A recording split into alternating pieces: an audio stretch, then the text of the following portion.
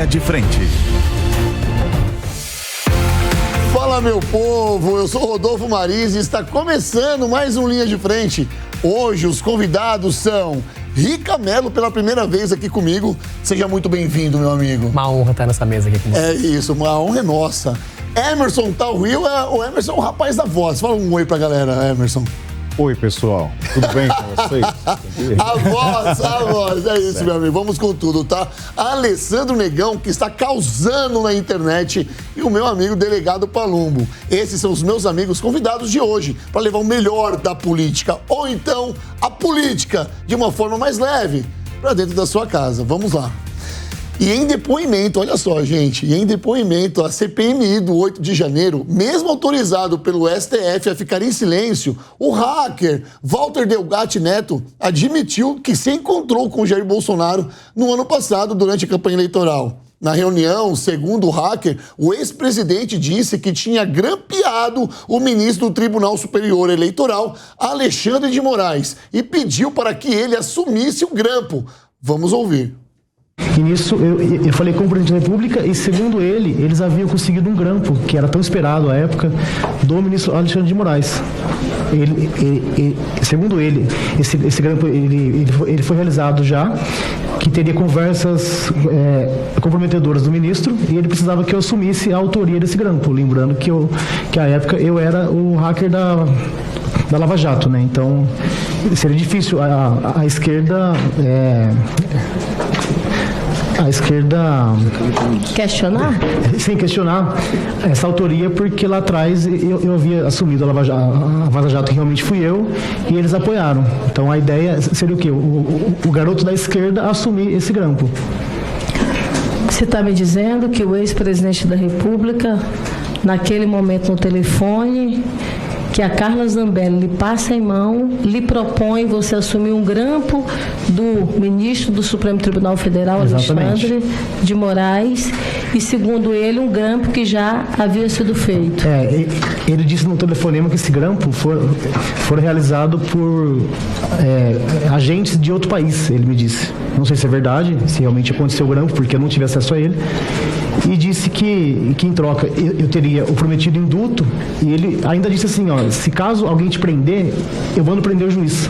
Ele usou essa frase. Não, eu não entendi. Ele disse assim, fique tranquilo, se caso algum juiz te prender, eu mando prender o juiz. E deu risada. E olhem só, o hacker também reafirmou o que disse a Polícia Federal, de que foi contratado pela deputada Carla Zambelli para invadir os sistemas da justiça brasileira por R$40 mil. Vamos ouvir esse trecho. A deputada me disse que eu precisava invadir algum sistema de justiça, ou o TSE em si, ou alguma invasão que mostrasse a fragilidade do sistema de justiça, dizendo que seria uma ordem também do presidente. Porém, apenas a deputada me disse isso. Eu não ouvi isso do presidente. E fez a invasão depois do CNJ. Sim, fiz a invasão do CNJ e também, a partir do CNJ, de todos os tribunais do país. Bom, eu vou chamar já para esse primeiro tema, para essa primeira parte aqui dessa pauta, o advogado Emerson Talwil, porque o que nós estamos vendo aqui é uma barbaridade, na verdade. Até que ponto a gente pode acreditar nos depoimentos desse cidadão, desse Walter Delgatti Neto, o tão famoso hacker? Bom, primeiro que é uma falácia jurídica, isso que aconteceu nessa CPI.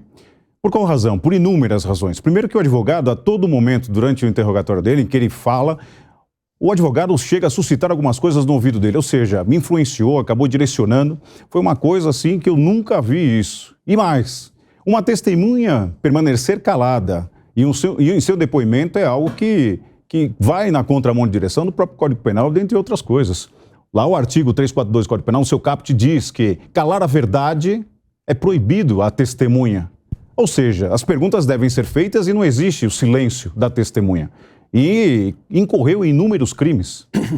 Ele fala, um sujeito do qual trouxeram para essa CPI de 8 de janeiro, em que ele não tem nenhuma participação desse 8 de janeiro, não sei por qual razão trouxeram, na verdade a gente até sabe, o pano de fundo, em grande verdade, é trazer os holofotes para Jair Bolsonaro. E isso acabou prejudicando, de certa forma, o comprometimento da parte da CPI. Um sujeito que vive da mentira. Porque o hacker nada mais é do que um mentiroso que se instala em determinados sistemas para tirar proveito, para tirar inúmeras coisas. Sem contar que esse mesmo sujeito, né, o Delgatti responde a alguns processos, está preso por lavagem de dinheiro, crimes cibernéticos e organização criminosa. Deram voz a um bandido. Parece que isso está se tornando uma coisa corriqueira nesse país. Infelizmente, um sujeito que, infelizmente, vive da mentira, traz de uma forma falaciosa, né? A sua fala é falaciosa e muito o que mais assustou é... Qual razão? Ele só se limitou a responder as perguntas feitas pela oposição, pela esquerda, perdão. Todas as perguntas feitas pela direita, ele se fez valer do silêncio. E me parece que tudo foi engendrado de uma maneira muito particular e subjetiva, e até mesmo obnubilar, essa palavra mais correta. Para quem não sabe, foram vistos os corredores do Senado, o advogado de Delgatti, juntamente com ele, conversando com uma senadora do PSB e um senador do PT. Ora, quem vai prestar um depoimento dessa magnitude processual não pode ficar aos corredores conversando, principalmente com senadores. É muito falacioso isso, é muito assustador. Tem umas coisas para a gente dizer aqui. Nós vamos discutir bastante aqui, fica tranquilo, nós vamos discutir bastante sobre isso, mas é bom o seu ponto de vista, você trazer o seu ponto de vista, porque ele já foi detido, preso. Tá? Está preso ainda. Então daqui a pouquinho o que vai acontecer? O policial vai ser transportado no chiqueirinho e o bandido vai pilotar a viatura. É mais ou menos isso que daqui a pouco vai acontecer no país. É inadmissível. Mas vamos atentar ao hacker aqui, Negão, porque olha o que ele fala, tá? Desculpa. Segundo o hacker, o ex-presidente disse que tinha grampeado o ministro do Tribunal Superior Eleitoral, Alexandre de Moraes, e pediu para que ele assumisse o grampo.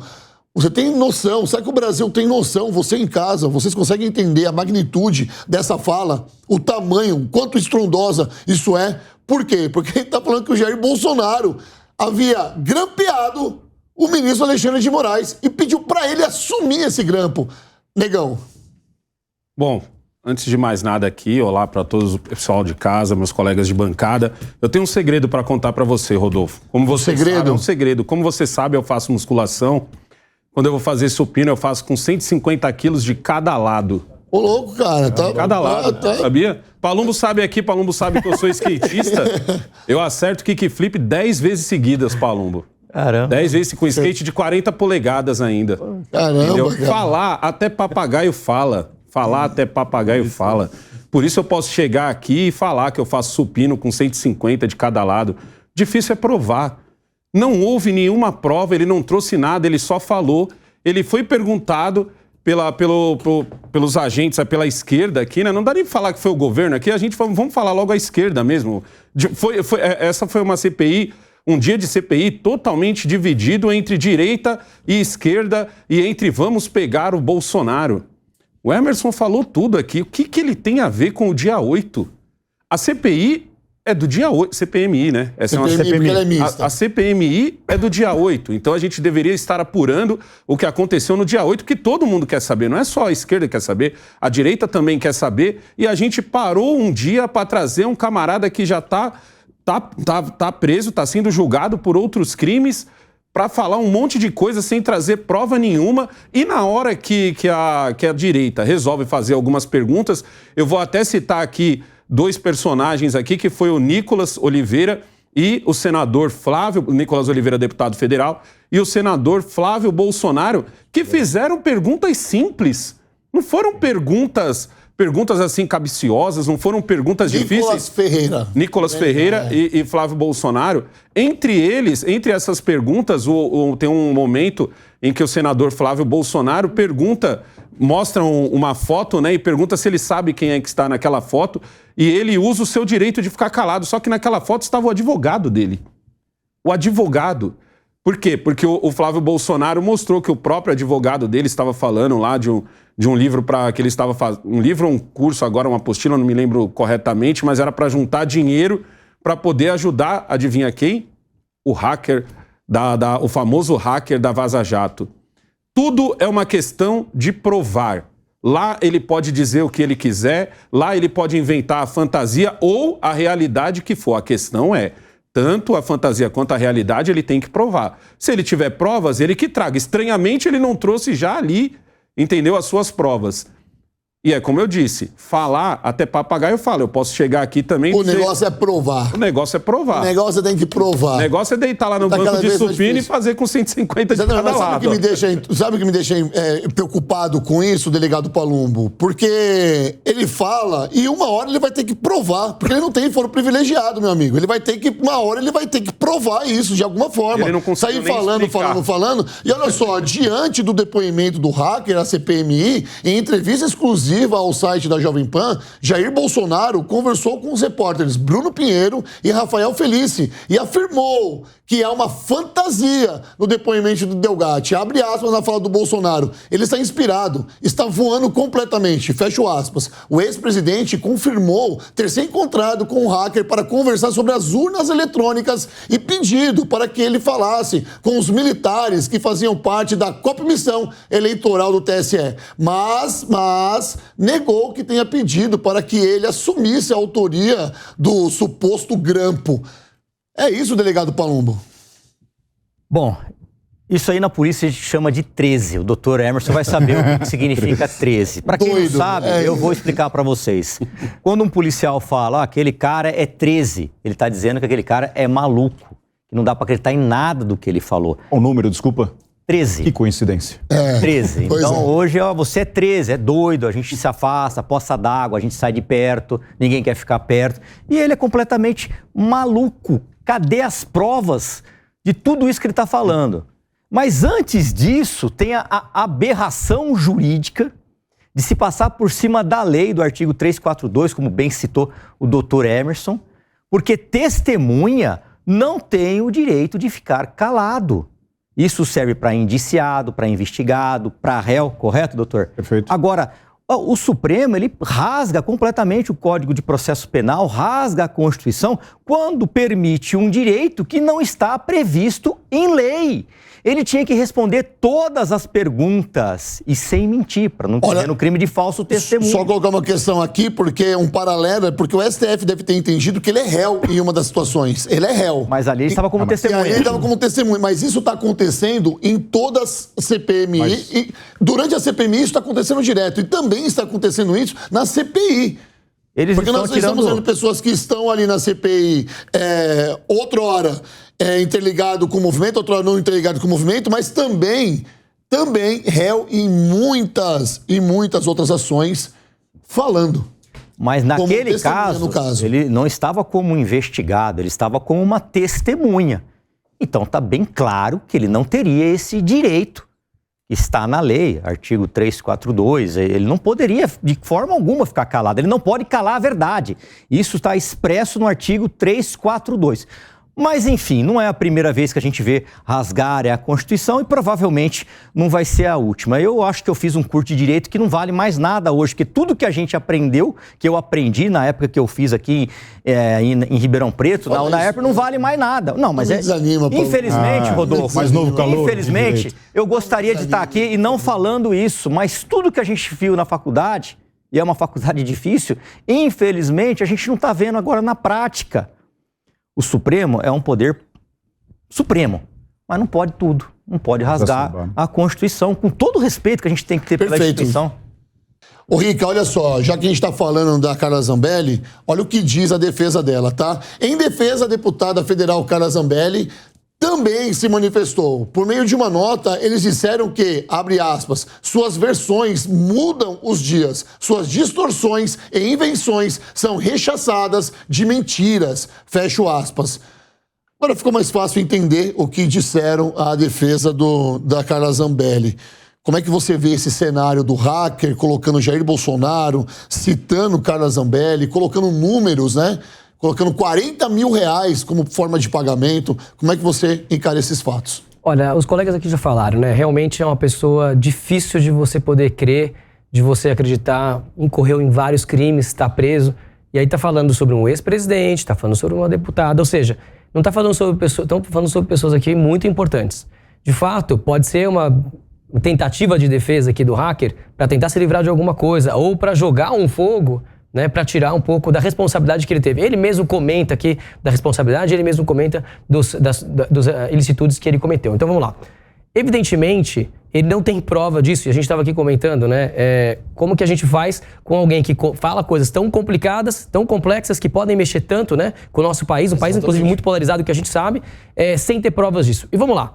É óbvio, né? Tá certo aqui a defesa da Carla. Entendo que é muito difícil dele conseguir comprovar o que ele está dizendo. O único problema é Bolsonaro e Carla, em algum momento, se encontraram com esse hacker. Se tem algum erro aqui, que eu entendo, provavelmente o que aconteceu, foi se encontrar com uma pessoa que poderia levar a falar ter esse tipo de afirmação, porque depois as pessoas podem se perguntar, mas peraí, ele já era hacker, ele já tinha feito alguma coisa, alguma licitude, por que então convidaram essa pessoa, falaram com ele pessoalmente e tudo mais?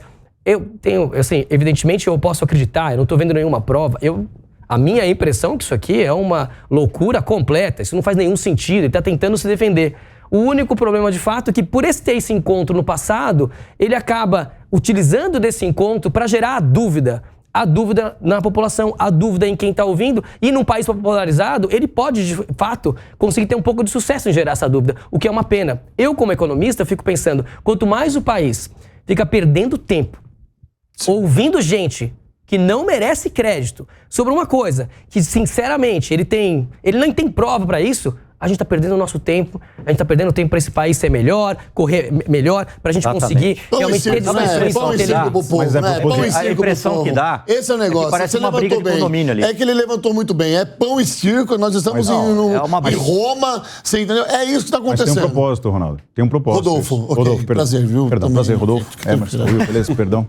Enfim, mas isso tem um propósito. É justamente tirar o foco, os holofotes do governo, que tem feito aí suas lambanças e suas pedaladas, como assim podemos dizer. E outra coisa, um sujeito que muita gente não sabe, é um sujeito que conseguiu invadir, né, o Telegram do nada mais ou menos que a época do procurador Deltan Dallagnol. E do Moro. E do Sérgio Moro.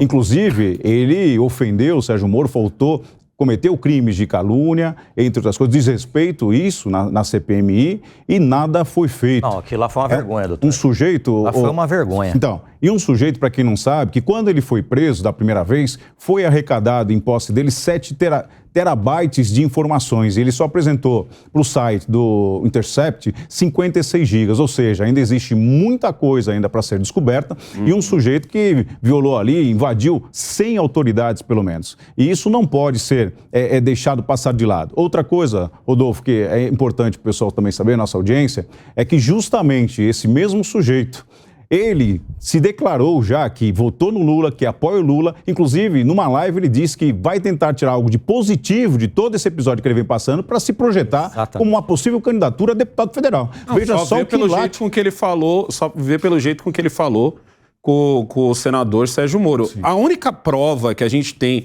E, eu vou falar para vocês, eu acompanhei pelo menos umas 4 horas hoje da CPMI, e a única coisa não, foi que essa semana, né? Essa semana, desculpa. Essa semana, a única prova desse... eu tô falando de 4 horas, hein? A única coisa provada mesmo foi a invasão do CNJ. E por que eu tô falando prova? Porque a única prova que se tem de que ele fala que ficou lá por 4 meses... E a única prova que se tem, pelo menos até onde eu vi, até onde eu pude acompanhar... E no seu entendimento? No meu entendimento, que ele esteve realmente lá, foi justamente aquele mandado de prisão onde ele coloca o nome do ministro Alexandre de Moraes pedindo para prender ele mesmo. Entendeu? Onde ele faz a brincadeira, de acordo com ele, né? Que ele até falou isso na CPMI, né? Que ele faz a brincadeira, que ele coloca o nome do Lula lá e tal.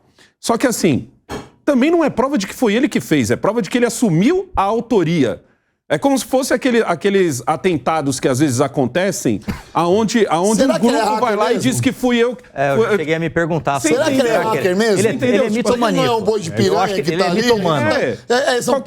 São tantas alevosias que essa pessoa tá falando que a gente não sabe o que vai acontecer. Ele é mitomano. Eu acho que é. É muita teratologia aqui nessa mesa pra gente ficar discutindo, sabe, sobre essa pessoa. O fato é. Eu vou colocar outra questão aqui em relação a essa pauta aí para todo mundo discutir, fique à vontade para falar, tá? Porque a relatora da CPMI, a senadora Elisiane Gama, afirmou que já existem fortes condições de pedir o indiciamento do ex-presidente Jair Bolsonaro no relatório final. Vamos ouvir. Eu diria que hoje os elementos apresentados a esta comissão nos dão fortes condições de, ao final, termos o indiciamento do ex-presidente Bolsonaro. Nós precisamos compatibilizar com as quebras que nós estamos defendendo que ocorra. Dentre elas, a quebra de sigilos, eu diria, de relatórios do COAF, que são os RIFs, e também essas quebras telemáticas. Esses dados que chegarão até nós, em sendo confirmadas as informações de hoje, não há dúvida nenhuma que partiremos aí para esses indiciamentos. Olha só, negão, vou começar com você aqui, tá? Porque agora era tudo que ela queria. Era tudo que ela queria. Vou te falar uma coisa. Desde o começo a gente sabe que essa CPMI era para pegar o Bolsonaro. Infelizmente, né? Porque não tem nada que ligue o que aconteceu no dia 8 de janeiro a Jair Bolsonaro. Infelizmente, como o próprio Emerson disse aqui, eu concordo totalmente com ele. Parece que todo dia é uma coisa do vamos falar bastante para que a gente possa desviar o foco do que realmente está acontecendo hoje no Brasil. E a gente sabe a ladeira que a gente está indo, ladeira abaixo, e cada dia parece que o motorista desse busão pisa mais fundo no acelerador. A Elisiane Gama... Na ladeira. Na ladeira. No acelerador, na ladeira. Elisiane Gama, ela está à frente da CPI, então ela pode pedir... CPMI, perdão. Ela pode pedir o indiciamento do ex-presidente Jair Bolsonaro, mas vamos ser sinceros, não vai dar em nada. Não vai dar em nada isso daí, porque não tem nada de robusto. Você só tem a fala do hacker. Ele precisaria apresentar provas. Eu não posso chegar aqui e dizer que eu faço tal coisa se eu não puder provar.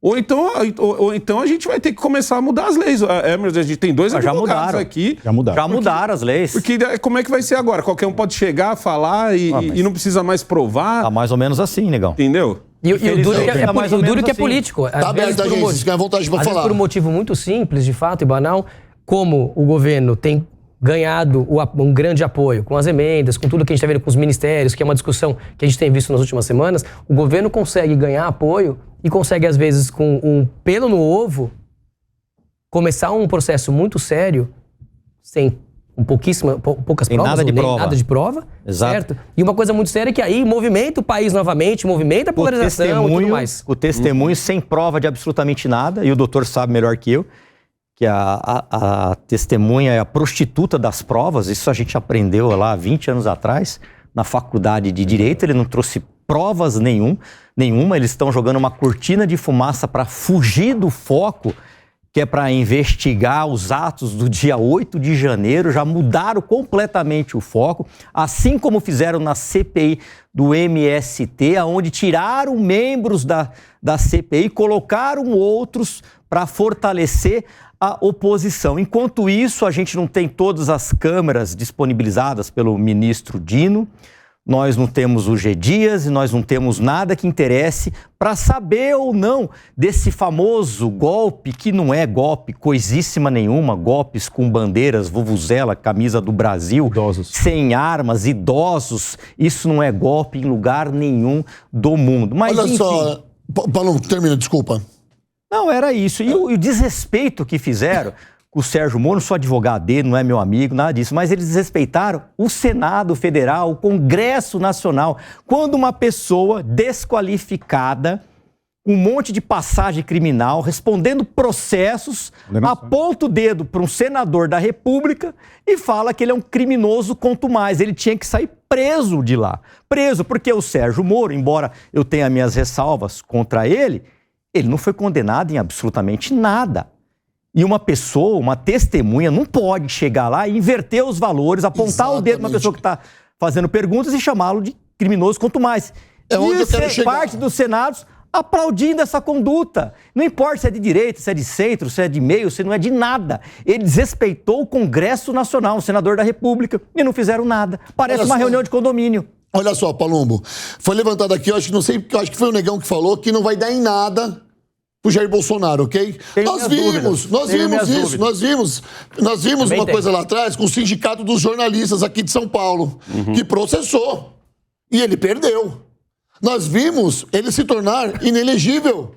Ué, quem é que falava há um ano atrás que corria esse risco de ficar inelegível no Brasil?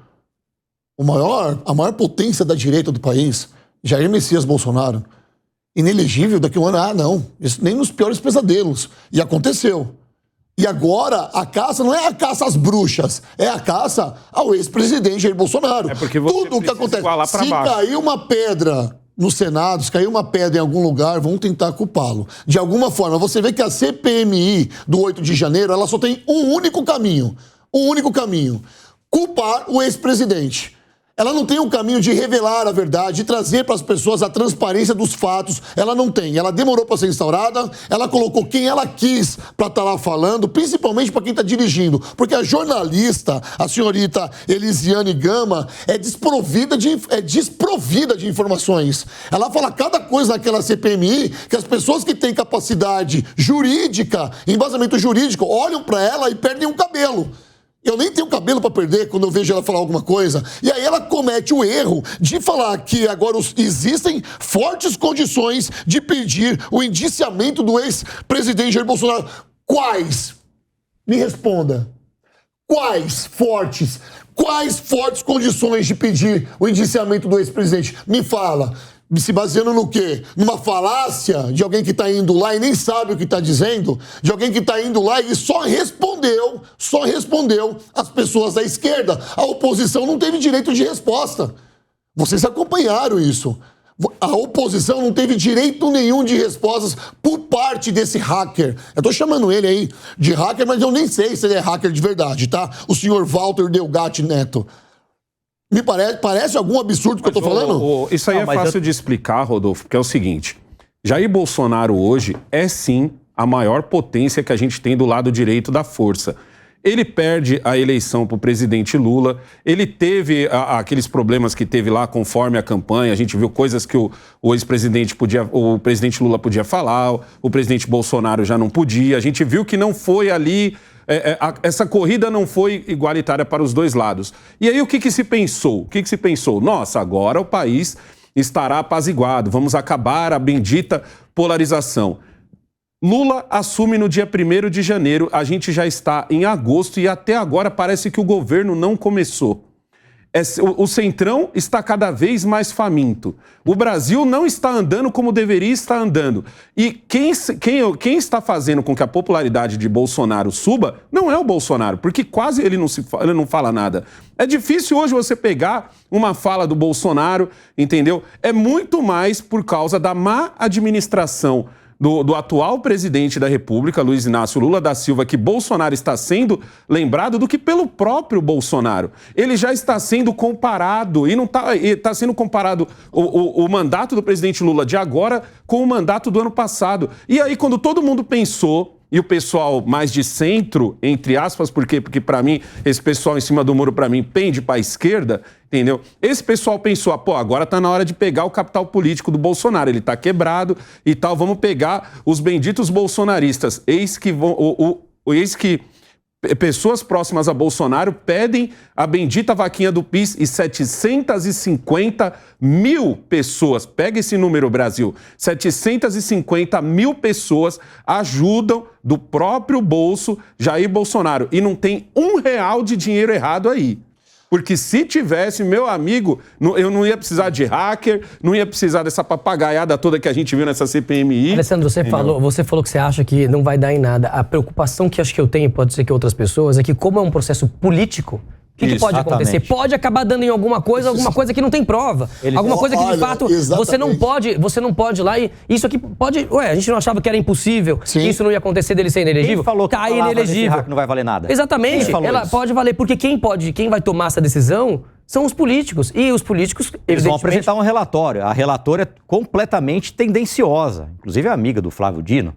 Então, quem falou que não vai valer nada? Quem é que vai ler esse relatório? Quem é que vai apresentar esse relatório? Paulo, deixa só o Rica terminar o raciocínio dele, que eu tô fazendo umas anotações, que eu vou em cima do raciocínio dele, então, tá? Aí você já fala do hacker. Então vamos lá. Por favor, Rica. Então, isso aqui pode gerar, de fato, alguma confusão. Isso aqui vai existir um relatório. Esse relatório depois vai ser votado ou vai ser discutido de maneira política.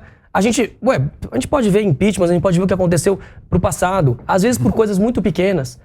Se tinha prova ou se não tinha prova. As pessoas foram presas, tiveram impeachment, esse tipo de coisa. Ou seja, pode acontecer uma coisa parecida. Se teve decisão monocrática ou não, aconteceu. É isso aí. Então pode acontecer uma coisa parecida. Então, de fato, acho que o difícil para nós, seja você de esquerda, seja você de direita, isso aqui é péssimo para o país. Quando uma testemunha vai lá falar sobre o que aconteceu, os episódios sobre um determinado assunto e só responde um lado, o lado da esquerda, o lado da direita, não responde, só da esquerda não responde da direita, já mostra que existe alguma coisa muito, muito errada. Tá muito errado ali. Quando ele está no corredor conversando com um senador, né? Senador de um lado ideológico, também mostra. Então, tudo isso aqui mostra que isso aqui acaba sendo um grande teatro. E esse grande teatro pode gerar mais confusão. Essa é uma grande preocupação de fato que eu tenho. Palumbo, por favor. Isso, é uma grande cortina de fumaça. Eles estão construindo uma narrativa, tiraram o foco do dia 8, já estão colocando outros focos. Pegaram uma testemunha totalmente desqualificada, falou um monte de lorota, não apresenta uma prova, pagou 40 mil? Para quem você pagou? Aonde você pagou? Foi em dinheiro? Não foi aonde? Porque hoje a cidade inteira é monitorada, todo lugar tem câmera, foi numa bolsa, não foi? Apresenta algum tipo de prova. Não tem. Então eu chego a dizer que ele é 13, que é maluco na gíria policial, e me tomando, ele está acreditando na própria mentira. E se colocar ele para dar 10 vezes um testemunho, ele vai contar 10 versões diferentes. Essa é a minha opinião. Para finalizar essa pauta, eu quero te ouvir, doutor. Pegando o gancho do Palumbo, o que acontece? Para quem não sabe, a Polícia Federal já intimou novamente o Walter para que preste informações por conta das contradições que ele apresentou no primeiro depoimento e agora. Muita gente não sabe. Ele vai prestar novas informações, novo depoimento, Paulo. Muita gente não sabe. Por conta das contradições. Muita gente não sabe. Veja só, um sujeito que se diz hacker, que grampeou, ele que é um dos grandes partícipes da Vaza Jato, da qual foi julgada pela Suprema Corte e dezenas de pessoas foram absolvidas por conta daquelas provas que não eram legítimas naquela ocasião. E o que acontece? Esse viés político da esquerda, se assim podemos dizer, eles conseguem trazer essas falácias, uma forma de simetria para tentar condizê-las que seja uma verdade. É isso que impressiona, é isso que assusta. E como o Rica falou aqui, que parece que é um teatro. Da minha concepção, um teatro dos horrores, essa é a grande verdade que a gente vive. E muito mais, criaram a tese da teratologia. Viu, Rodolfo? Exatamente. Que é o quê? Que é a inverdade. São esses monstros jurídicos e até políticos que fazem no dia a dia e estão se tornando verdade. Isso é assustador, porque hoje a água bate na nádega de pessoas que não fazem parte do nosso círculo de amigos, ou até mesmo de familiares. Mas essa mesma água que bate lá em Chico vai bater em Francisco. Porque quando deram o poder disso daqui para um sujeito que não tem uma coerência, uma prudência do que está fazendo, isso é assustador. Os judeus que o digam. Que toda vez era só mais uma lei, só mais um decreto. Quando deram cabo disso, já estavam enclausurados nas câmaras de gás, morrendo, e toda aquela nefasta notícia e que foi vivida na história. E hoje a gente vive um falso Estado democrático de direito, violações a princípios básicos e necessários, e eu não sei onde a gente vai chegar, Rodolfo. É isso. Sobre esse assunto, você em casa já sabe o que eu vou falar, né? Vai dar muito pano pra manga ainda, tá? Não foi a primeira e nem vai ser a última notícia. Durante essa semana que vai entrar, nós vamos falar muito ainda. Nós vamos falar muito sobre essa CPMI do 8 de janeiro. E agora, olha só, de acordo com informações do jornal O Globo, em meio às negociações com o Centrão, o governo federal avançou na criação do Ministério da Micro e Pequena Empresa. A definição da nova pasta abre espaço para a reforma ministerial, com a entrada do PP e do Republicanos na esplanada. Informações de bastidores indicam que o presidente está disposto a implantar de vez o novo ministério, o que seria o 38º do governo. O que seria o 38º do governo. É isso mesmo. O que seria o 38º do governo. Economista. Como é que funciona isso pro Brasil? Quanto mais ministérios, Rica, melhor, mais distribuição, mais pessoas pensando.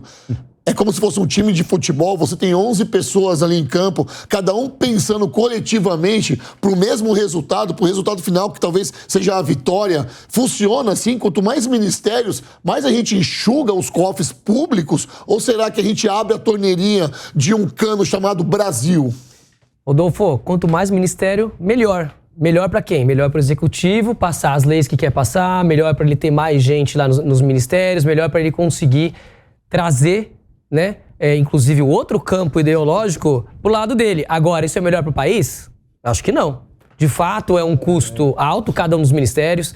E vamos lá, não é só o custo de agora, né? Esse ministério depois tem a aposentadoria desse ministro. Tem uma galera que, desculpa falar, né, de uma maneira até mais informal, mas tem muita gente que acaba entrando nesses ministérios, acaba de fato trazendo um problema pro país. Pô, eu sou economista, estou preocupado com o nosso rombo de 200 bilhões de reais que a gente deve ter no final do ano, que atrapalha a gente cair juros, que atrapalha a nossa inflação. A nossa inflação está muito controlada agora, mas ela pode se descontrolar lá na frente. Lembra lá 20, 30 anos atrás como que a gente era? Era um país complicado, a inflação comia a renda do trabalhador e comia a renda também das pessoas que tinham mais dinheiro. Ou seja, nós temos um país aqui que tem que lidar com gastos, tem que diminuir custo, e aí, o que o governo tem feito? Muito. Aumentar a receita. Aumentar a receita com alguns tributos novos, alguns até fazem sentido, outros não, e ele acaba aumentando os custos. Aumentando os custos para quê? Para conseguir ganhar ainda mais poder, para conseguir ter uma vida mais fácil no Congresso e no Senado. Tem algumas leis que até são interessantes de se passar. Eu, como economista, vibro com algumas leis que passaram. Quais, por exemplo? Mas não com todas. Como economista, me cita algumas, pelo menos duas, das que passaram que você falou assim, Rodolfo, essa aqui tem sentido. Eu quero explicar pro povo de casa qual dessas duas leis que passaram aqui que faz sentido pro povo que tá assistindo. Não, perfeito. Tá? Vamos lá. Eu tenho uma indústria, inclusive, né? Certo. Eu sou industrial, além de ser economista. Para a indústria, reforma tributária é uma lei muito interessante. Não sei qual vai ser o nível do imposto que vai ser cobrado lá na frente. Se esse nível for muito alto, e a gente ainda não tem uma garantia disso, então existe uma possibilidade... Lógico. A gente não sabe o percentual ainda. Pode ser que seja o IVA mais alto do mundo. Certo? Essa é uma alíquota complicada. Porém, se a gente conseguir no futuro ter uma alíquota que não é uma alíquota desprovida de razão, pode ser que isso aqui traga um dinamismo no país. O país não tem dinamismo em relação aos tributos. Eu vejo nas minhas indústrias, nas distribuições, uma série dos meus clientes também, é uma briga, uma bagunça, é um monte de gente tendo que trabalhar para a gente conseguir entender que imposto que a gente tem que pagar e tudo mais. É uma possibilidade que vai acontecer no futuro. Espero que isso traga esse dinamismo para a economia. Porém, a taxa não pode ser uma taxa muito alta, porque isso aqui só vai acabar deixando a população ainda mais pobre caso essas taxas sejam muito altas. Então, na verdade, é uma possibilidade disso aqui trazer um ganho para o país. A maioria dos industriais gostaram da reforma tributária. A gente só tem que ver os próximos passos para que, de fato, ela tenha alíquotas. Mas você vê o seu sentimento? É uma incógnita ainda. Não, você fala que você gostou de tal lei, mas você ainda não tem a certeza que essa tal lei vai funcionar. E esse é um sentimento que o brasileiro tem todos os dias quando é anunciado, por exemplo, algumas barbaridades da economia. Aumentou isso, vai abaixar aquilo. A galera não sabe como reagir. A galera em casa, aqui nós somos muito fiéis aqui, a galera que está nos assistindo, principalmente a Dona Maria, o seu José, essas pessoas que estão na rua e nos abraçam. Porque quando a gente fala de economia aqui, eu não sou economista. Graças a Deus nós estamos com você aqui, Camelo, para falar sobre economia. Mas nós vivemos a economia. Eu converso muito isso com o Negão, porque é fácil falar sobre economia quando você vai no mercado e você vê quanto está custando o quilo do tomate, quanto está custando o quilo do A100, quanto está custando um arroz 5 quilos. É fácil, traz para a economia. Aumentou, diminuiu? Se aumentou, por que aumentou? É só você ir atrás. Será que nós estamos colhendo pouco, importando mais? Por que aumentou? É fácil você discutir política econômica quando você se coloca na política econômica. Para isso eu vou colocar o Negão na conversa agora, porque quando a gente começa a pautar de economia, Negão, olha só, o presidente do PP, Ciro Nogueira, ameaçou excluir das atividades partidárias os integrantes da legenda que aceitaram cargos no governo Lula. O recado foi endereçado diretamente ao líder do partido na Câmara, o deputado André Fufuca. Não ri, Negão. André Fufuca. Republicano está com essa briga aí também, hein? Tá com essa... Republicano. Exatamente. Republicano. Mas ainda juntando uma coisa na outra, essa reforma ministerial, com essa notícia agora do Fufuca. O Fufuca. Falar um negócio para vocês aqui, foi legal você ter falado isso, de que a gente tem que saber por que os alimentos também sobem, porque é onde impacta, é onde mais obrigado, porque é onde mais fácil a população perceber sobre economia, entendeu? Mas as pessoas têm que se perguntar também por que eles abaixam.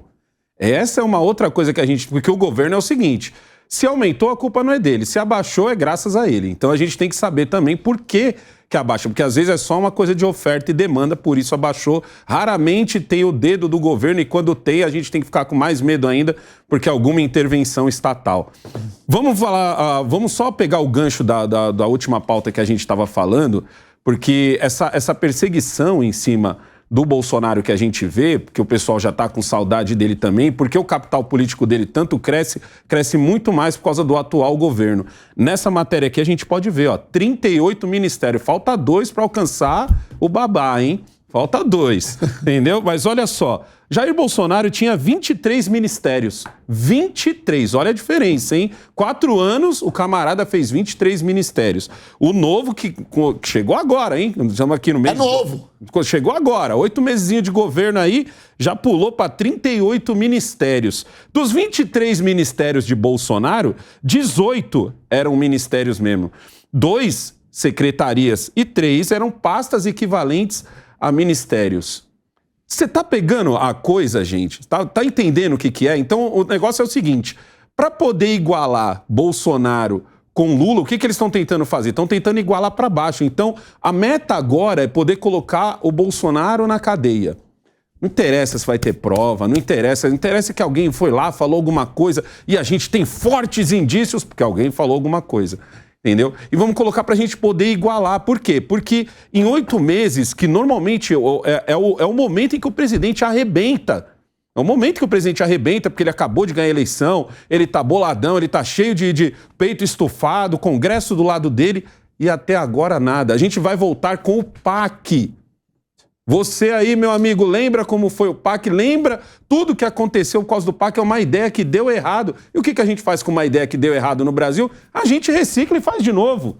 Rica tá aqui, ó, que até dói, né, Rico? Dói. É brincadeira, né? Dói. Agora a gente vai ver essa guerra ministerial acontecendo aqui. Eu vou falar pra você, hein, ô Rodolfo, a gente ainda tem até dezembro, ainda tem uns meses. Se vacilar, a gente pode inventar um próximo nome aí para um ministério e a gente já bater 39. Ó, cruza os dedos, viu? Exatamente. Eu tô pegando uma notícia. Cruza os dedos que daqui a pouco é capaz de bater 39. Daqui a pouquinho. Palumbo, quando a gente noticia certas coisas, dá vontade de rir. Vamos rir para não chorar, exatamente. Tô rindo para não chorar. Eu falei no programa Pânico, antes de eu assumir o cargo de deputado, era vereador ainda, falei, não se iludam. Vai ter muito deputado que se elegeu nas costas do Bolsonaro, quando colocar o pezinho lá, vai ficar encantado com as emendas, com o poder, com o cargo, e vai partir para o outro lado. É exatamente isso que está acontecendo. É uma vergonha. Mais ministério para quê? Para agradar os amigos dos amigos. E há muito tempo eu estou falando, aqui no Linha, inclusive, quem manda neste país? Vocês acham que é o Lula? Não. A esquerda? Não. A direita? Também não. É o centrão. Então tem que agradar os amigos dos amigos. Aí falar, vão ameaçar, vou tirar da legenda o Fufuca. Vai nada. Não vai. E daqui a pouco é o que o Negão falou. Vai ter 39, vai ter 40, 41, até secar a fonte. Quando secar a fonte, o centrão não mamar mais, ficar lá emenda, poder, aí o Lula desmorona. E quem tá quietinho? Alckmin. Olha, bom entendedor, pinga letra. Doutor Emerson, olha a observação que ele fez sobre o Alckmin, tá? Lembrando que nós queremos, ele quer abrir aqui um novo ministério de micro e pequena empresa. Aí o PP vai lá e já se posiciona também contra isso. A gente está vivendo... Eu quero fazer uma ressalva na fala do Negão também, terminando meu raciocínio, porque nos 23 ministérios do Bolsonaro, eu fui contra uma pasta que ele tinha ali, que era a pasta da educação, que era uma secretaria da educação. Desculpa, do esporte, me perdoa aqui. Secretaria do esporte. Secretaria do esporte, uma das coisas que o Lula fez, que eu achei sensacional, foi trazer de novo esse Ministério do Esporte. Mas a pergunta que não quer calar, com 8 meses de governo e à frente de uma pasta tão importante como a do esporte, o que a nossa ministra fez até agora por essa pasta? O que a nossa ministra, eu quero falar aqui de uma outra ministra dos povos indígenas, a Guajajara, o que ela fez até agora? O que Marina Silva fez até agora? O que o Haddad fez até agora? São pessoas importantes dentro de pastas importantes que até agora tá só no somebody love. Eu precisava desabafar isso. No violão. Eu precisava desabafar. Tem nada a ver com a pauta, esse desabafo não tem nada a ver com a pauta, mas eu desabafei. Vamos lá. Se você conseguir puxar um raciocínio, vai dar tudo certo, Emerson. Mas veja só, é o tipo de política que precisa acomodar todos os seus pares, todos os seus correligionários. E isso é notório, que precisa expandir o número de ministérios. Um governo que tinha 23, com a economia pujante, crescendo, praticamente um dos maiores líderes de exportação, quem subsidiou quase o globo todo terrestre durante a pandemia, né, que foi uma fase crítica para o país, nós conseguimos permanecer com as pernas firmes e íntegras. E isso é do dilapidar publicamente a sociedade. Isso não tem outra conotação, precisa acomodar. Esses conchavos, o governo não tem a sua maioria, é preciso fazer uma moeda de troca, um balcão de negócios, precisa ser instalado e é instalado rotineiramente. E precisa também colocar no peso da balança, no fiel da balança, tudo que é relativo a Jair Bolsonaro faz crescer, abre precedentes para não só atitudes como novos ministérios, novos cargos e novas negociações. Esse é o Brasil que eu tenho certeza que você não queria aí em casa. É o que está acontecendo. Vamos orar e vamos orar. Essa é a real. Não tem outra saída e ter fé. Vamos ter fé. Tá, olha só, o Jean Paul falou, gente. Finalmente falou, saiu da casinha que ele estava, colocou ali a voz para todo mundo ouvir. Infelizmente, ele não tem uma voz tão bela quanto a do Hermes. Fala um pouquinho. Ladies and gentlemen. Olha aí, ele não tem essa voz. É você que tira isso, não sei da onde. A voz é uma coisa ele normal. Falou, exatamente. O Jean Paul falou, não com essa voz maravilhosa do meu amigo, mas ele falou isso. Se liga só, após anunciar aumento de 25% no diesel e 16% na gasolina, o presidente da Petrobras, Jean Paul Prats, explicou a decisão durante a audiência pública no Senado. Primeiro, Prats saiu em defesa da política de preços adotados pelo governo e afirmou se tratar de uma medida eficiente. Depois ele afirmou que o reajuste é justo e acontece no momento certo. Vamos ouvir? Presidente Lula, ministro, quem quer que seja, chega para nós e diz, olha, baixa aí, segura ali, faz isso, faz aquilo. Nós estamos comandando o processo como deve ser. Não adianta dizer, a Petrobras ontem ajustou e mesmo assim ficou defasado em relação ao preço do consultor tal, do centro não sei das quantas, da Bicom.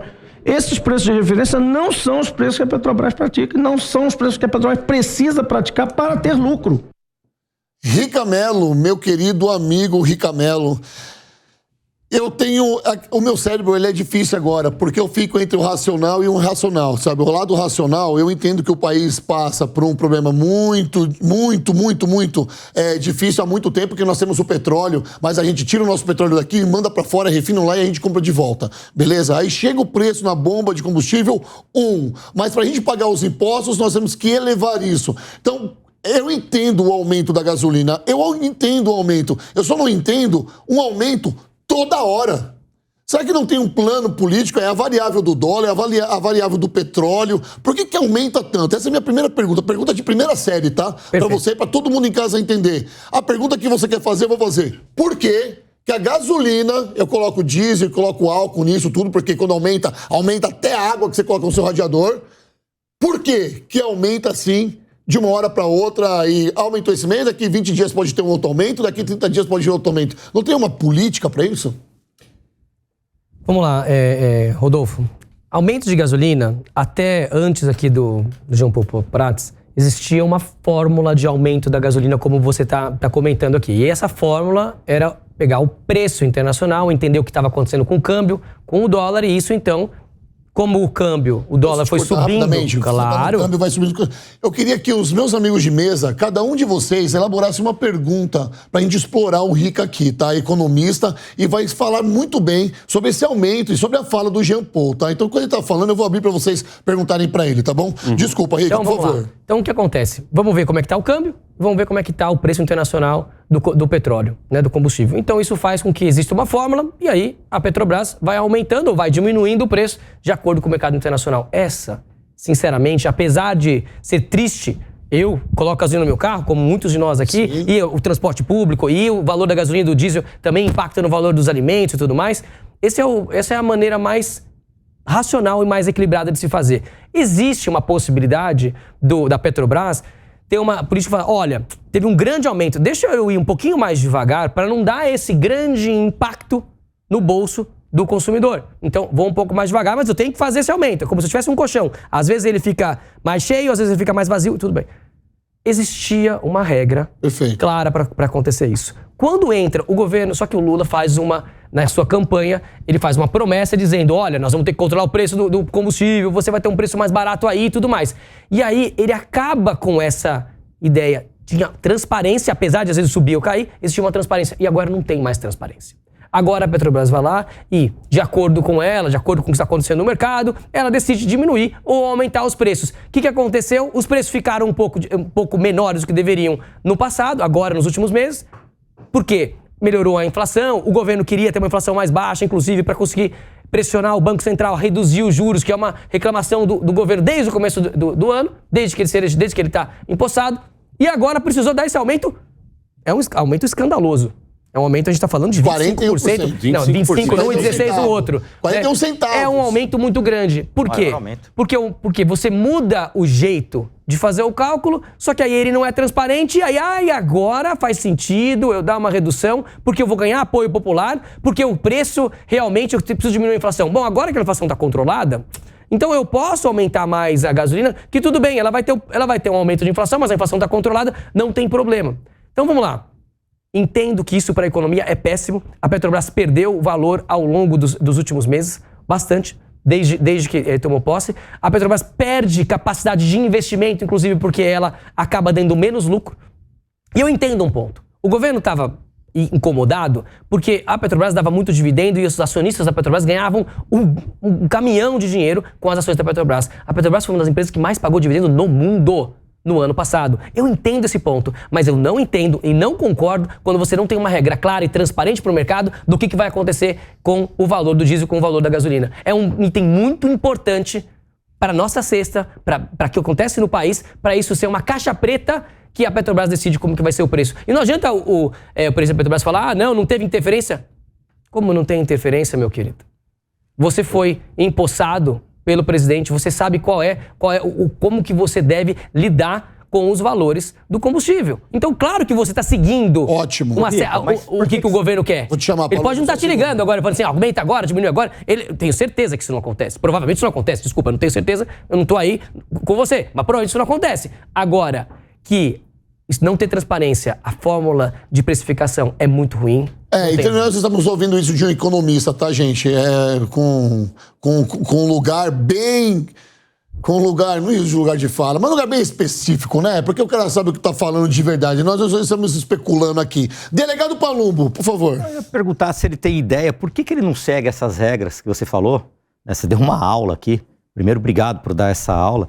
Por que ele não segue, na sua opinião, essas regras? E o que você acha que vai acontecer com isso a médio e longo prazo? Olha, ele não segue essas regras porque ele quer ter a flexibilidade de fazer o que ele quiser na hora que ele quiser. Agora eu preciso de apoio popular. Então, agora vamos reduzir um pouquinho. Não era a hora de fazer isso. E agora eu posso fazer um aumento. Então eu faço. Então ele ganha a flexibilidade de brincar um pouco com esses preços para ganhar apoio. Quando ele já tem um pouco de apoio, ele tem outras coisas, ele consegue ir lá e, ok, agora tem um aumento uma hora. Então, na verdade, de uma certa maneira, ele consegue jogar um pouco com os preços. Ele aposta na amnésia do brasileiro? Eu não sei se... Então, e tem um problema. Esse tipo de atitude, a gente sabe, a gente vê aqui acontecer em outros países e tudo mais. Isso é muito danoso para a empresa, isso é muito danoso para o mercado no médio e no longo prazo. Pode ser que no curto prazo, vamos lembrar do que aconteceu lá, governo Dilma. O preço da energia elétrica, não sei se vocês se lembram. Temos que reduzir o preço da energia elétrica. Foi lá e forçou as concessionárias a diminuir o preço da energia elétrica. Temos que guardar e sacar no vento. A gente paga essa conta. Ela tem que sacar a energia. A gente paga essa conta da energia elétrica até hoje. Por quê?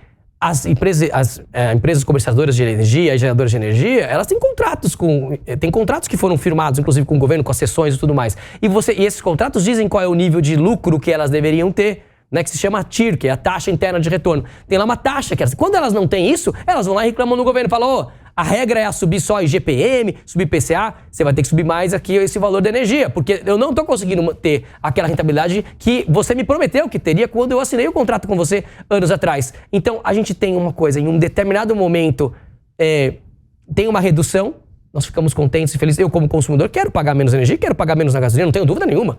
Porém, isso depois a gente acaba pagando um preço muito mais alto, porque as empresas cobram esse valor depois lá na frente e depois isso não volta mais para trás. Então, a gasolina, isso aqui pode ter é muito perigoso, como o governo vai lidar com o preço da gasolina nos próximos meses, nos próximos anos. Tem que ter muita responsabilidade, porque agora ele não tem nenhuma trava, ele não é obrigado a dizer subir ou cair porque tem uma regra clara. Ele faz... Ele tem que fazer o que não deveria. Doutor Emerson, sua pergunta. Vamos fazer um gancho e depois pergunto, se me permite, vou ser breve. Claro. Na verdade, desde 2016, o Rico vai explicar muito bem pra gente, Michel Temer fez a implantação da PPI, né, que era o preço de paridade de importação, em que os derivados do petróleo tinham como base o valor total da sua importação, ali incluído o frete de navios, o transporte, tudo ali, taxas portuárias e tudo mais. Em 2018, já governo Jair Bolsonaro, a Petrobras passou a ser a segunda maior empresa de capital aberto do mundo. Correto? Só me corrija se eu estiver errado. Perfeito. Em 2021, governo Jair Bolsonaro, a Petrobras passou a ser a segunda empresa petrolífera com maior lucro do mundo, que atingiu um número marco de 106 bilhões de lucro líquido. Em 2022, último ano de Jair Bolsonaro, nós conseguimos nada mais nada menos com a Petrobras arrecadar de lucro 188 bilhões, recorde da empresa. Aí a pergunta é uma pergunta muito simples, mas para a nossa audiência acho que é de suma importância, Rica. Quais são os reflexos diretos no bolso da população com essa oscilação, essa insegurança diante dos valores da Petrobras? São péssimos. Porque, na verdade, para a população tem uma parte muito ruim que eu não sei o que vai acontecer com o preço da gasolina daqui a 1 ou 2 meses. Mas pior que isso, o preço da gasolina ele influi no preço de quase tudo que existe no país. Ele influi no custo dos alimentos. Então, quando diminui, quando aumenta, os alimentos vão junto, né? Não só dos alimentos, mas de todos os outros produtos. Então, o valor do combustível, ele carrega, né, aqui um monte de outros aumentos, né? Esse aumento vai trazer mais inflação pra gente. Rede de arrasto. Ele vai arrastar. Exatamente, é uma rede de arrasto. Então, vamos lá. E certamente a Petrobras vai ter um lucro muito menor nesse ano do que teve nos outros anos. Por quê? Porque não tem mais uma política de preço internacional, houve uma redução muito grande no preço agora nos últimos meses e agora eles estão tentando corrigir. Mas a gente não sabe quando vai corrigir, quando não vai corrigir, quando está correto, quando não está, quando está de acordo com o preço de paridade internacional. Perfeito. Michel Temer, inclusive, fez várias atitudes fantásticas. Bolsonaro, a melhor atitude que ele fez em relação à Petrobras foi não mexer com a Petrobras. Foi não encher o saco. Deixa ela. Então é muito ruim quando o governo vai lá, e a gente acho que vai falar um pouco mais pra frente, quando o governo ele tenta trazer regras para uma empresa de capital aberto. Deixa ela quieta. Deixa ela quietinha, né? Negão, deixa você fazer a sua pergunta. Eu quero pegar o gancho aqui do que o Emerson falou, mas vocês também estão vendo a coisa com o copo meio vazio, né? Vocês têm que olhar a coisa também pelo copo meio cheio. Vocês quem? Nós Todo aqui, mundo aqui, vocês estão muito pessimistas. Eu nem tecei meu comentário ainda. Mas você tá só escrevendo aí, eu sei que você vai vir. Eu acho sensacional a gente lembrar que em 2022 tivemos um lucro na Petrobras de 180 milhões. Como bem disse aqui, eu tenho que anotar isso, porque isso aqui vai ser matéria de estudo para mim. Isso é sensacional. Aumento. As estatais, com todo respeito, foi a única oportunidade que todas as estatais no país deram um lucro de 9,5 bilhões de reais. E se tratando da Dilma, você citou a Dilma aqui em 2016, tem também a tragédia da termoelétrica. Tem a tragédia da termoelétrica, porque o valor da conta de luz, ela aumenta, sei lá, 10 vezes mais, tá bom? A hidroelétrica é uma coisa, termoelétrica é outra. Mas eu preciso passar uma pergunta para você. Vamos olhar aqui o copo um pouco mais cheio. Ó. Com o aumento do combustível de 25% no diesel, 16% da gasolina, ó, você vai poder andar mais. E de repente você está precisando emagrecer, isso é uma coisa boa. É um fanfarrão. Entendeu?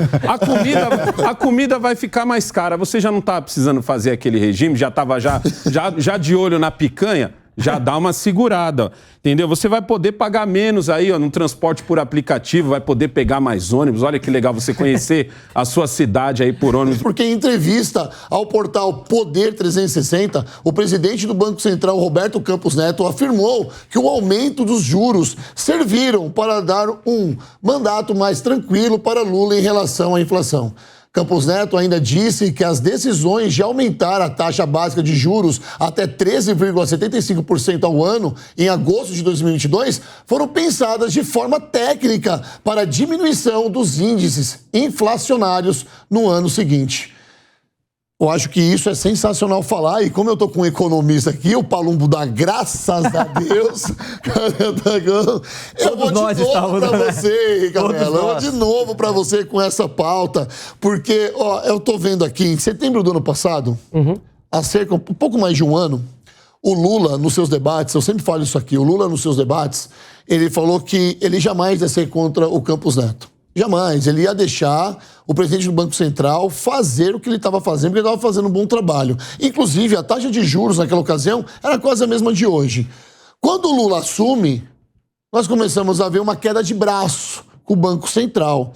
E parece que agora o Campos Neto, ele muda a estratégia. Ao invés de ele brigar com o Lula, ele traz o Lula para ele. Você percebeu a estratégia dele? Até que ponto o Brasil se favorece dessa estratégia do Campos Neto?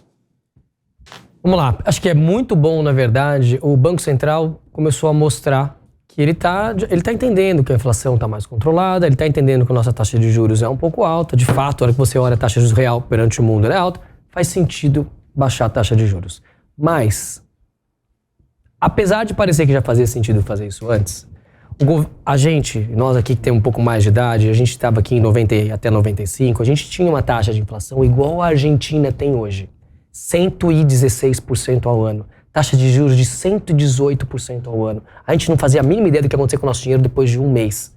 Isso era péssimo. A gente tem uma memória inflacionária importante. A gente, de verdade, apesar de ter passado quase 30 anos, a gente ainda se lembra disso, a gente morre de medo desse país perder o controle e voltar a ter inflação. E o Banco Central é o guardião aqui da nossa inflação. Então, o que acontece? De fato, a fala do Campos Neto é perfeita.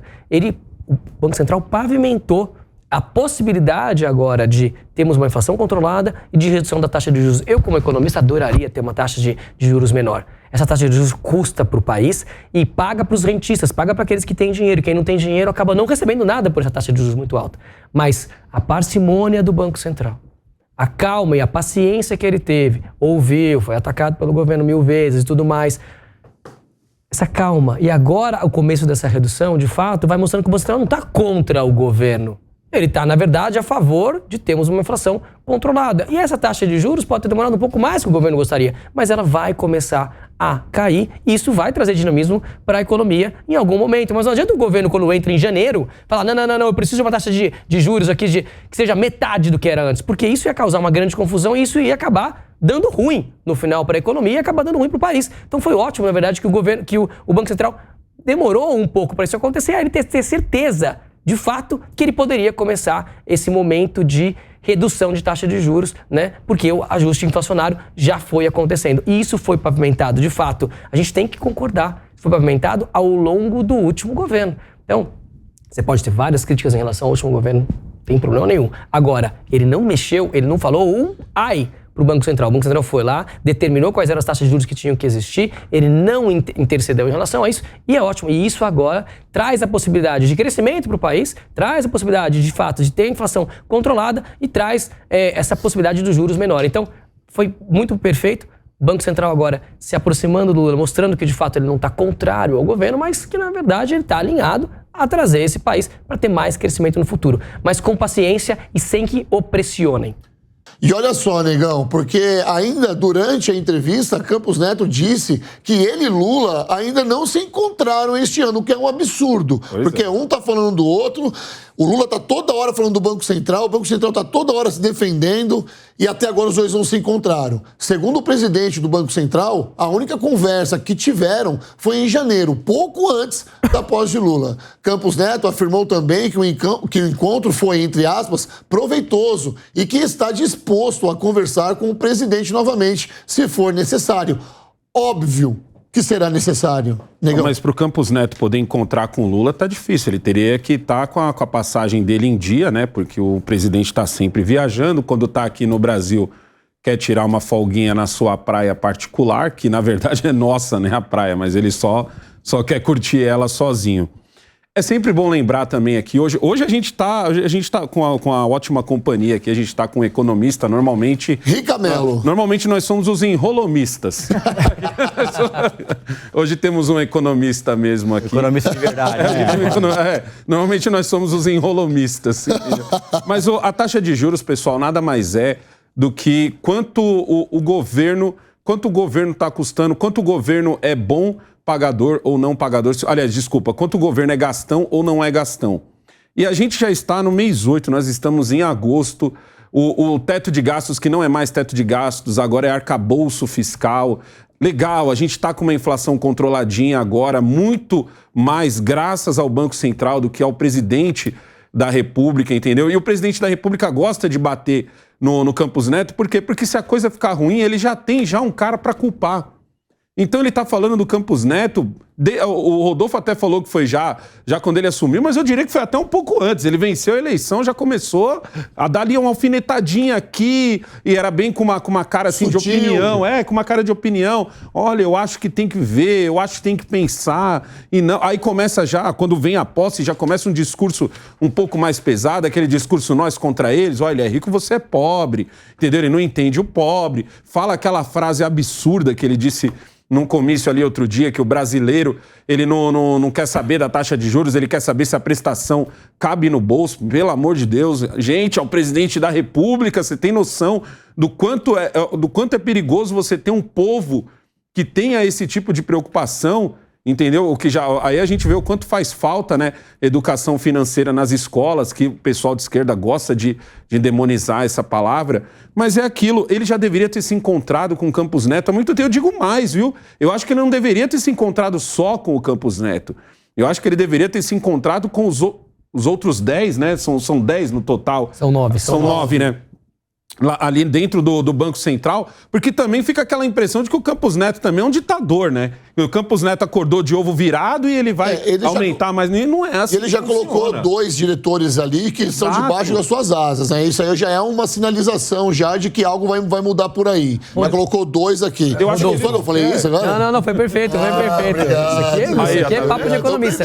Não, Rodolfo, mas tem um ponto importante aqui, de fato. Na última votação agora, o Copom estava na dúvida se ia reduzir os juros em 0,25% ou 0,5%. Né? Eu lembro. E aí, o que aconteceu? Foi agora, faz 2 semanas, 3 semanas, não me lembro agora. Então, o que aconteceu? Votaram 4 pessoas para a redução de 0,25% e 4 para de 0,5%. O governo queria o máximo possível. Nesses 4 que votaram para a redução de 0,5%, estão os 2 indicados do governo. Então, o governo, de uma certa maneira, ele se enfiou dentro do Banco Central, nas possibilidades que ele tem, porque ele podia indicar essas 2 pessoas, e é o Copom, que é o Comitê de Política Monetária. São esses 9 votos. E aí, quem que decidiu se ia ser 25 ou meio? Quem decidiu que se ia ser um pouco mais lento ou mais rápido? O fiel da balança, né? Foi o Campos Neto. Exato. E aí o Campos Neto, então, mostra pro governo, olha, tudo bem. Calma. Não, calma, vamos para 0,5% e tudo mais. Ou seja, de fato, nesse momento, ele mostra que ele fala, ok, governo, você não precisa não precisa ficar me pressionando, faz sentido aqui, ok, vou ser o fiel da balança. Então ele foi lá e foi de acordo com o que o governo gostaria, tá? Então ele foi muito inteligente. Nós tivemos a líder do PT criticando via Twitter.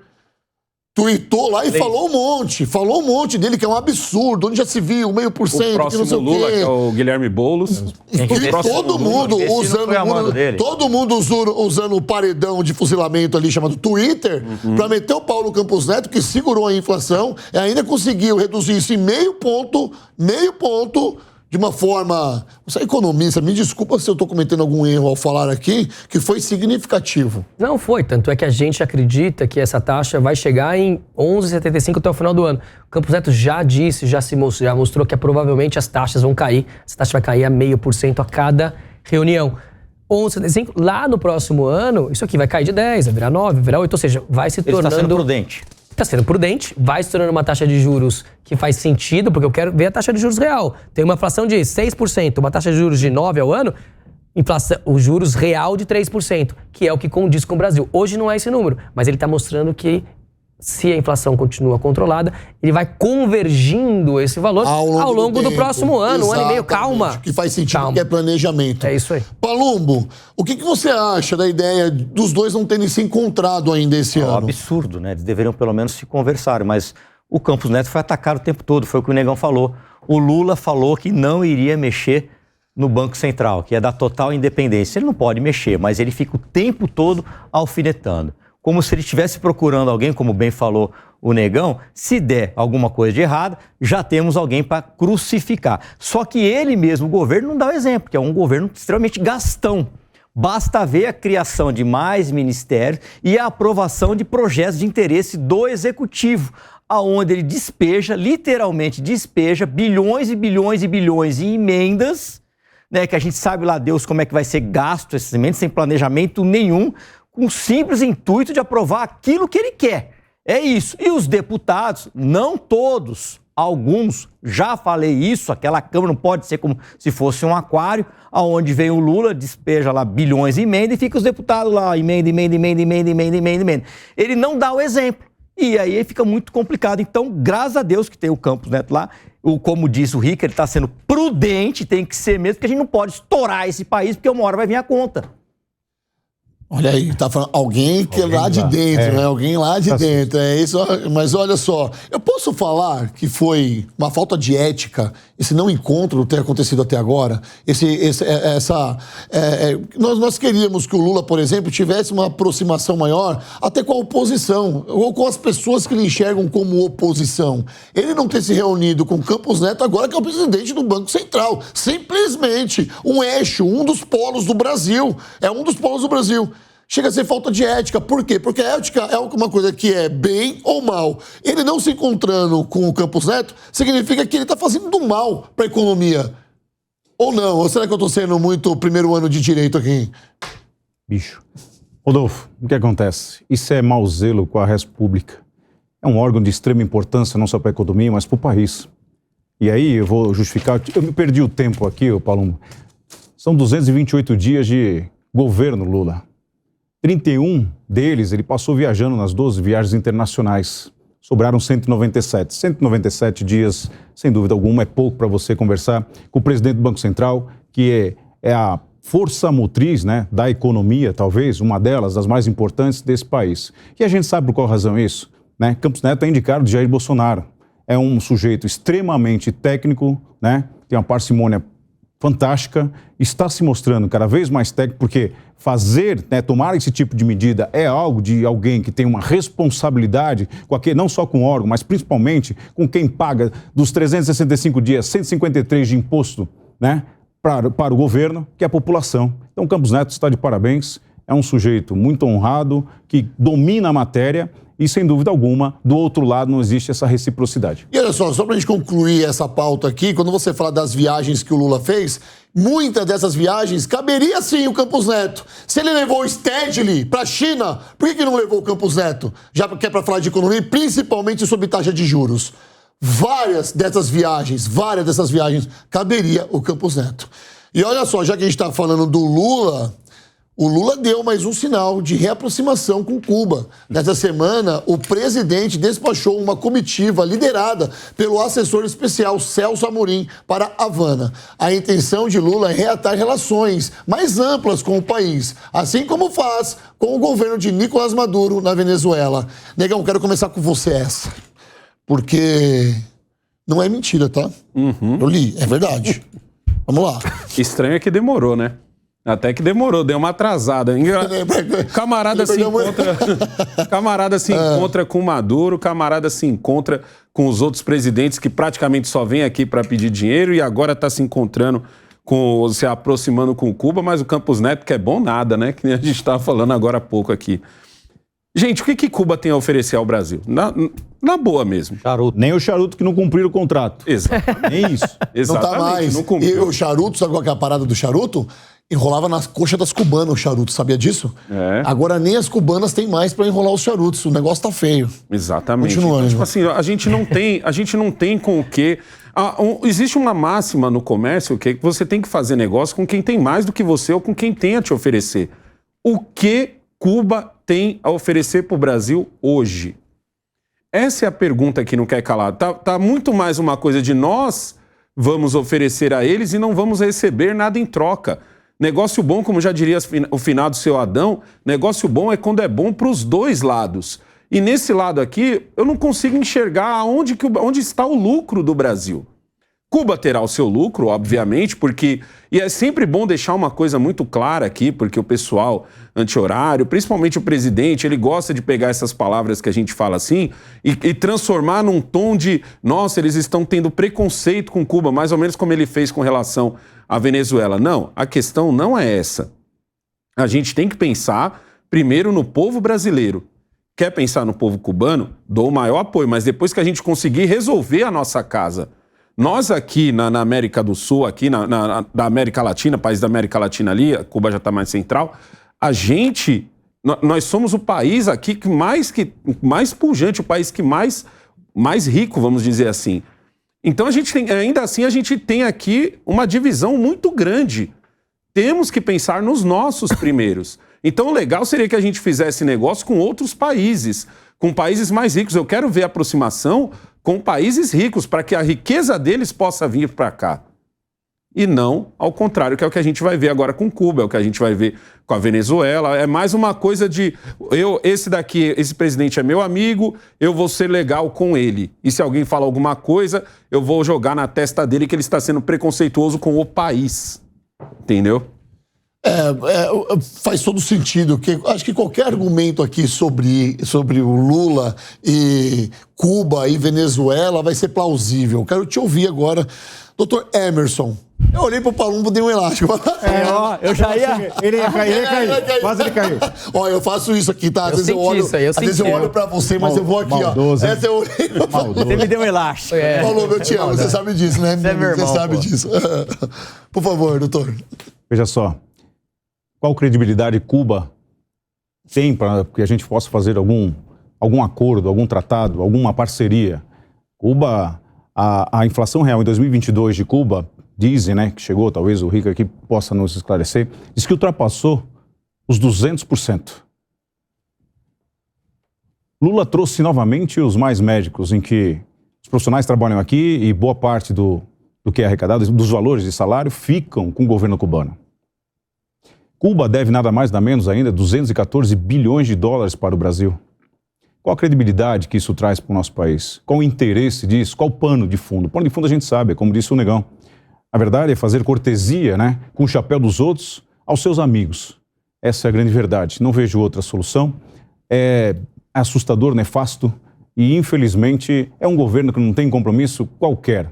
Como ele tanto fala, com os pobres, com tudo mais. E é quem mais paga o preço são os pobres. É quem acorda cedo, trabalha igual um condenado e sequer tem aquela picanha que ele prometeu. Que, na verdade, ele promete, não cumpre absolutamente nada. É lamentável isso, porque Cuba vive uma das piores fases, né, dentro da América Latina, é uma das líderes em termos de inflação e isso, sem dúvida, não pode trazer qualquer benefício para nós. Não é? Nós estamos aqui para fazer benemerência. Aqui é um país sério, a gente precisa. Vivemos problemas internos dos quais o governo não tem a capacidade intelectual, cognitiva e política, a não ser liberar emendas, como o próprio Palumbo acabou comentando conosco. E isso, sem dúvida alguma, traz um reflexo negativo para a nação e também um reflexo mundial, né? Venezuela também, para quem não sabe, deve hoje cerca... Né?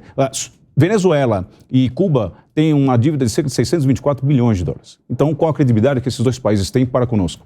Nenhuma. Falou de credibilidade. Agora sim, Palumbo. Agora eu vou olhar para você. Vai me dar um elástico? Não vou te dar um elástico. Agora a palavra é toda sua, Palumbo. Para mim, a intenção deles é impor o viés ideológico deles em toda a América do Sul, principalmente. E nós temos visto isso claramente lá no Congresso Nacional, principalmente os deputados de oposição. Eu vou citar só um exemplo. Saindo um pouquinho desse assunto, falando da súmula 715 do Ministério da Saúde, aonde a ministra Nízia, uma socióloga, ela coloca dentro desta resolução a liberação de drogas, a liberação do aborto e hormonização para pessoas de 14 anos, já colocando a ideologia de gênero para crianças e adolescentes. Então, ele, pouco a pouco, este governo, porque essa ministra é mandada por ele, pelo Lula, pouco a pouco, eles estão colocando viés político e ideológico. E quando ele resolve ajudar Cuba, que deve bilhões ao Brasil, ele não está preocupado com o seu povo, que inclusive passa fome. Eu vou citar um exemplo. Aqui no centro de São Paulo tem moradores, né, em situação de rua, que se alimentam de lixo, eles reviram lixo. Por que eu falo isso? Porque eu ando pelo centro, eu ando pelas periferias e eu vejo. Então o exemplo que o Negão falou, que a gente tem que cuidar primeiro dos nossos, seria mais ou menos como se você estivesse andando de avião e cai aquela máscara.